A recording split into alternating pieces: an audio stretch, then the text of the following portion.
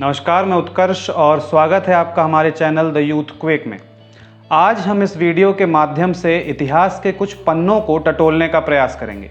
जी हाँ, आज हम बात करने वाले हैं गाहड़वाल यानी गहरवार वंश की, जिसमें हम उनका संक्षिप्त परिचय भी देंगे, जिसके बाद हमारा फोकस होगा बड़ोखर स्टेट पर। गहरवार वंश का उदय प्रतिष्ठित कन्नौज राज पर आधिपत्य के लिए पाल, प्रतिहार, राष्ट्रकूट के त्रिकोणीय संघर्ष के परिणाम स्वरूप हुआ।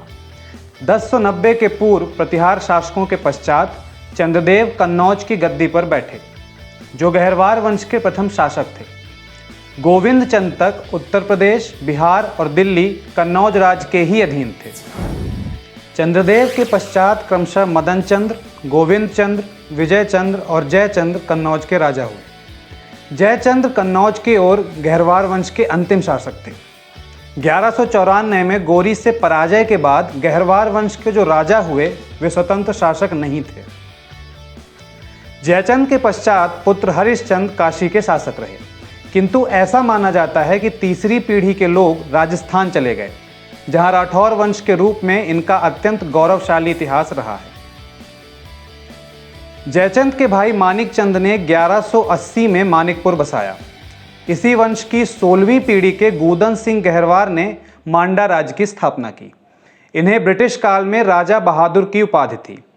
1542 में मांडा राज्य की स्थापना के बाद अगली पीढ़ी में भोजराज मांडा के राजा हुए तथा छोटे भाई उग्रसेन ने कंतित अर्थात विजयपुर स्टेट स्थापित किया, जो अब मिर्जापुर जिले में है। तो आइए जानते हैं गहरवार वंश से जुड़ी कुछ अन्य महत्वपूर्ण बातें।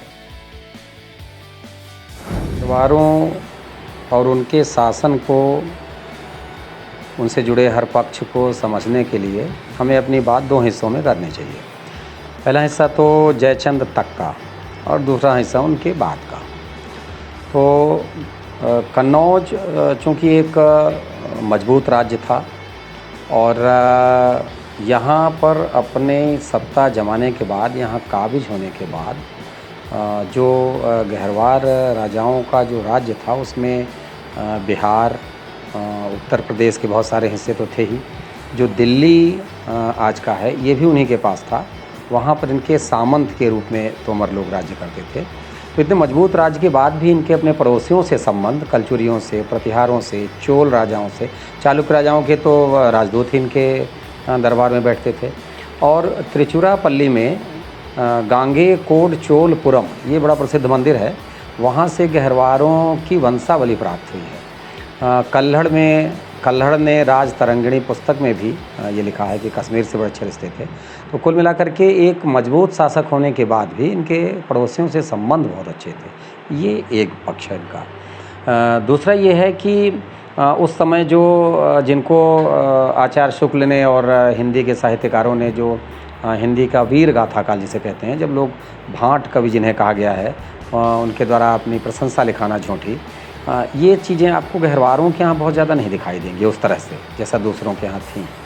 और बल्कि उसके उलट आप देखें तो बिहार के पास जो मानेर का लेख है और मुंगेर का, ये पता चलता है कि ये लोग योग्य लोगों को दान देते थे। दान पत्र असल में ये प्राप्त हुए हैं। तो दान देते थे, अच्छे लोगों को प्रोत्साहित करते थे। और इनके समय की कई, जैसे कृत्यकल्पतर पुस्तक गहरवारों के काल की है, जो कानून और प्रशासन की बात जिसमें करी गई है। तो अच्छे लोगों को प्रोत्साहित करना और काशी में दूर दूर से आकर के अध्ययन की जो परंपरा निर्मित की गई वो गहरवारों की वजह से ही हुई, उन्हीं के दौर में हुई है। एक और बात कि कन्नौज स्वयं, प्रयागराज, काशी, वाराणसी या बनारस जिसे हम कहते हैं, कंतित, विजयपुर जो आज का मिर्ज़ापुर है, ये हिंदुस्तान के प्राचीनतम नगर हैं। और यहाँ पर लोग कला, साहित्य, आध्यात्म, ज्योतिष, ये सारी चीज़ें यहाँ से जुड़ी रही हैं। इनके अध्ययन के लिए भी लोग यहाँ आते रहे हैं। तो ये जिसको आज गंगा जमुनी तहजीब हम कहते हैं, तो गहरवारों के आधिपत्य में ही ये गंगा और यमुना से जुड़े हुए ये नगर रहे हैं। तो सांस्कृतिक विकास में भी गहरवारों का बहुत ज़्यादा योगदान रहा है। और इसके अलावा ये शक्तिशाली होने के साथ साथ सहिष्णु बहुत थे। हिंदू संस्कृति के तो पोषक थे ही ये, संरक्षक थे ही ये, लेकिन अन्य धर्मों के प्रति भी इनका जो रवैया था वो बड़ा उदार था। जो सबसे प्रतापी राजा थे गहरवारों के, गोविंद चंद्र, उनकी पत्नी का नाम था कुमार देवी, वो बौद्ध धर्म को मानने वाले थीं। सारनाथ का उनका एक लेख जो है वो बताता है इस बात को।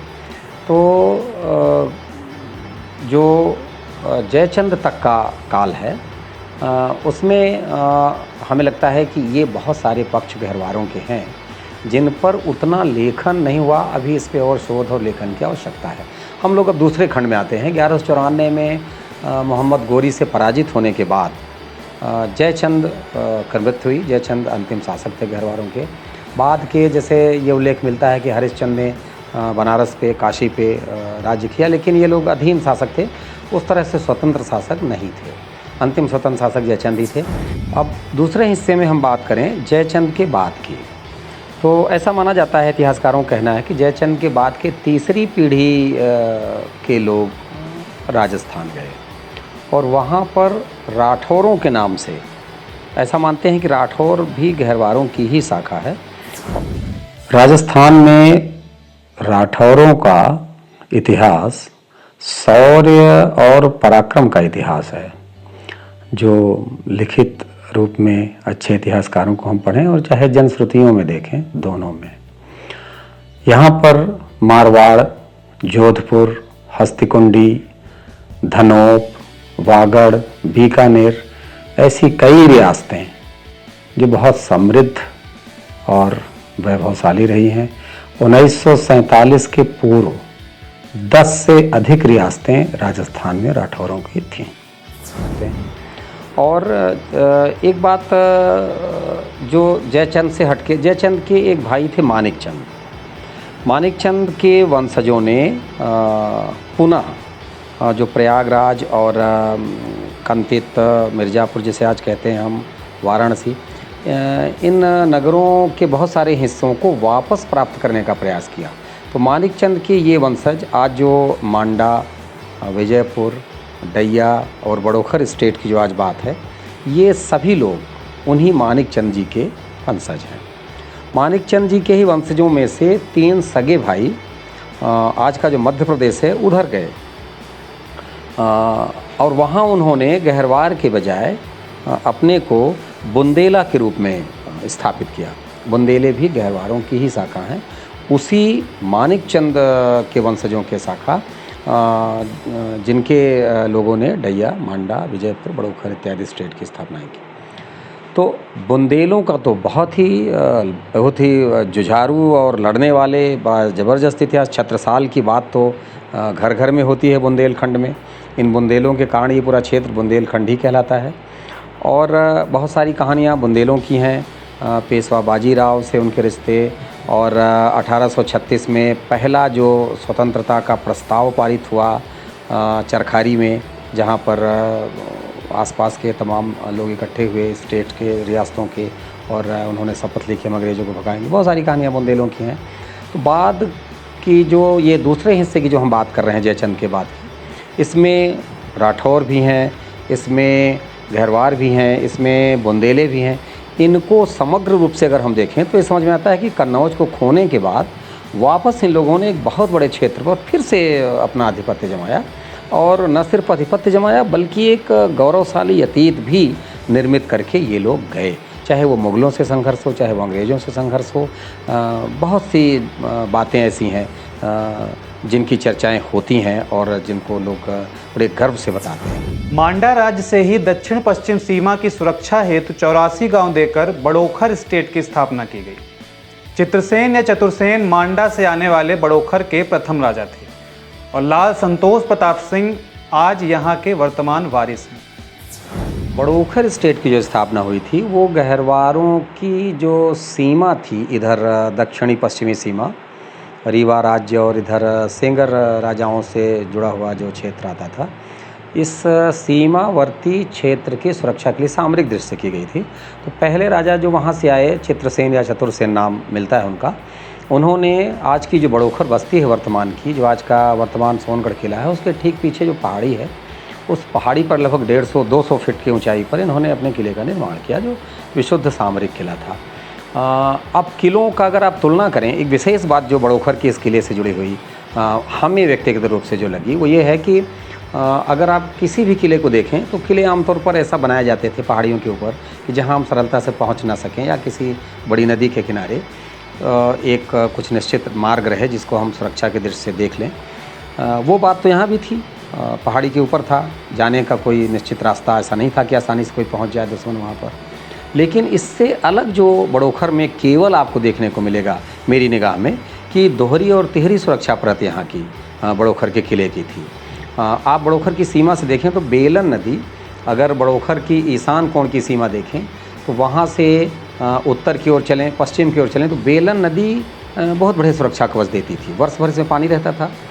और इसके बाद आप पश्चिम और दक्षिण की ओर चलें तो गोरमा और नैना दो नदियों का सुरक्षा कवच प्राप्त था। तो बड़ोखर का जो ये सामरिक किला पहाड़ी के ऊपर था, पहाड़ी के साथ साथ इन बड़ी नदियों की सुरक्षा इसे प्राप्त थी, इसलिए ये अजेय जैसा था। कभी कोई दिक्कत इन्हें नहीं आई, बड़ी सहजता से अपनी सीमा की रखवाली ये कर लेते थे। लेकिन इसके अलावा भी जो यहाँ से जुड़ी बात है, जो हमें बात आप लोगों से करनी चाहिए, वो ये है कि यहाँ आने के बाद इन लोगों ने संस्कृत पाठशाला खोली और संस्कृत की पढ़ाई की व्यवस्था की। इसके साथ साथ यहाँ पर जब बड़ोखर नगर बसाया गया तो समाज के प्रत्येक वर्ग के, यहाँ आपको हर जात के, समाज के हर वर्ग के लोग यहाँ पर मिलेंगे आपको बड़ोखर में, उनको ला के बसाया गया। एक समरस समाज जिसे कहते हैं उसकी स्थापना यहाँ पे की गई। और बहुत से ऐसे साहित्यिक सांस्कृतिक आयोजन होते थे जिसमें सभी वर्गों की भूमिका होती थी, उन्हें बड़ा महत्व होता था। अच्छे लोगों, लेखकों, साहित्यकारों, अच्छे पंडितों का यहाँ भी बड़ा महत्व था, बड़ोखर में भी।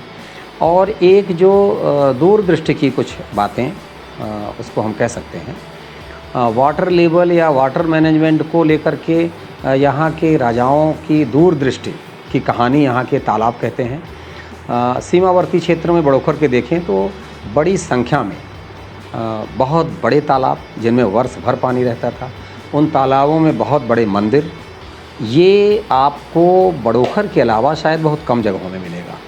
यहाँ पर तालाबों की संख्या, उनकी विशालता, उनकी जल ग्रहण की क्षमता, ये यहाँ के लोगों के दूरदृष्टि का परिचायक है। इसके अलावा एक बात और है कि ये बहुत समृद्ध था बड़ोखर, बहुत मजबूत, बहुत समृद्ध और बहुत वैभवशाली स्टेट थी बड़ोखर। यहाँ की एक कहानी हमें सुनने को मिली, बहुत सारी बड़ोखर के बारे में लिखा तो कम गया है, लेकिन लोगों में, जनश्रुतियों में, लोगों में जो चर्चाएं हैं उनमें इतनी कहानियाँ बड़ोखर की विरासत से जुड़ी हुई हैं जो ये बताती हैं कि बड़ोखर कितना समृद्ध रहा होगा। एक छोटी सी कहानी मैं आप लोगों से चर्चा कर लूँ। यहाँ जो सेंगर राजाओं का क्षेत्र है, मऊगंज से जुड़ा हुआ और बड़ोखर राज्य की सीमा बनाता हुआ, यहाँ गुरु घराने कह लें, राज परिवार के जो गुरु लोग होते थे, राजगुरु जैसे, तो वहाँ के एक हमारे परिचित मिले राम प्रसाद जी तिवारी। तो बड़ोखर की बात आई तो उन्होंने कहानी सुनाई, बोले हमारे पूर्वजों में से कभी कोई गए थे बड़ोखर किसी काम से, रात में वहाँ ये परंपरा बहुत दिनों तक रही है कि उस क्षेत्र के कोई लोग आए, आवागमन की वजह से कोई दिक्कत हुई तो रात में गढ़ी में रुक जाते थे लोग। उनके भी पूर्वज रुक गए। रात में उन्हें कोई आहट आई, उतरे नीचे, देखा कि बहुत अच्छी नस्ल के घोड़े बंधे हुए हैं और उनको बड़ी अच्छी खीर परोसी जा रही है जिसकी महक उन्हें बड़ी दूर से समझ में आई। तो जो नौकर था वो छुप गया, खीर परोस के वो छुप गया कि कौन व्यक्ति है और क्या कर रहा है।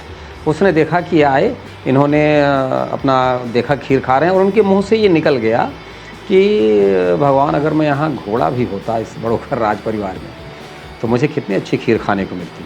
ऐसा उनके मुंह से निकल गया। नौकर ने सुना, जाके अंदर बताया तो अंदर से वरिष्ठ लोग आए, उनको ले गए, बड़े सम्मान से उनको खिलाया पिलाया, सुबह बड़े सम्मान से विदा भी किया। और ये बात इस क्षेत्र में बहुत ज़्यादा कही और सुनी जाती है। उन्होंने ऐसा बताया तिवारी जी ने। ऐसी ढेरों कहानियाँ हैं जो बड़ोखर की विरासत से जुड़ी हैं और ये बताती हैं कि बड़ोखर सांस्कृतिक, आध्यात्मिक और सामरिक, वैज्ञानिक दृष्टि से भी, यहाँ पर जो पहाड़ के ऊपर जो किला था वहाँ भी 2 तालाब जो आज भी जीवित अवस्था में हैं। जीवित अवस्था में ऐसे कि वहाँ पानी वर्ष भर रहता है, शायद ही थोड़े दिनों मई जून में सूखता हो, नहीं तो पानी वहाँ वर्ष भर। जंगली जानवरों के लिए तो बहुत ही काम का था ये। तो प्रकृति को लेकर भी इनकी बड़ी दूरदृष्टि थी। कुल मिलाकर के बड़ोखर को जिस भी कोण से देखें तो हर तरफ आपको समृद्धि दिखेगी। बड़ोखर को लेके भी मुझे लगता है कि उतना लेखन या उतनी चर्चाएं तो बहुत हैं, जनश्रुतियाँ बहुत हैं, लेकिन दस्तावेजीकरण उतना नहीं हुआ है जो होना चाहिए। तो आज के हमारे इस वीडियो में इतना ही। बड़ोखर स्टेट को लेकर हम कुछ और जानकारियां आपसे साझा करेंगे अपने अगले वीडियो में। तब तक के लिए मुझे दीजिए इजाज़त। नमस्कार।